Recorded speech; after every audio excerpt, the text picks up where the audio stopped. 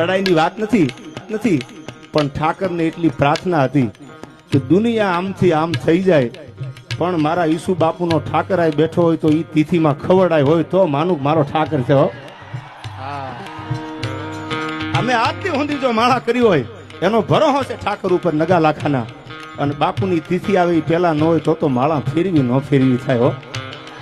એટલે હૃદયથી કહું છું બાપુ, તમારા આશીર્વાદ ભેળા છે, નગા લાખાનો ઠાકર ભેળો છે, રાખ ભરોસો તો રાખશે લાજુ.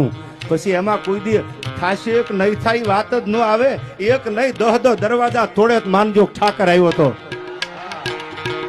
ઈ જો ભરોસો ઈ શ્રદ્ધા હોય, અને શ્રદ્ધામાં કોઈ દી પુરાવાની જરૂર ન હોય, ઈ તો ભરોસો મેલી દેવાનો હોય કે હવે તું આબરૂ રાખજે, પછી જાવા નહીં દે જોગણી તમારી લાખે વાતું એ લાજ. બાપુ જેથી ભરોસો ડગમગી જાય તેથી હું એટલું જ કહું છું બધાને, સમજદાર બધા બેઠા છે, તેથી ખાલી એટલું યાદ કરજો કે કહાની તાહલીમાં ઝેર ઘોળીને આપી દીધું કે ઉતારી જા ઘૂંટડો. તેથી મીરાબાઈ શંકા નથી કરી કે દ્વારકા વાળો આવે કે ન આવે. પૂછો કોઈ પ્રેમી હયા ને મારા પ્રભુના વ્યવહાર કેવા છે, સ્વીકારી ઊંડિયું ખાતે અન પધારી દ્વારકા જાતે. અરે પૂછો જુનાગઢમાં ભગત નરસિંહને મારા દ્વારકા વાળાના વ્યવહાર કેવા છે, ઈ વ્યવહાર હાચવી લે સાહેબ. હું તમને એટલું કહું છું, જો ભરોસો હોય મારો નગા લાખાનો ઠાકર આવે આવે અને આવે, એમાં બીજી વાત ન હોય. રાખ ભરોસો તો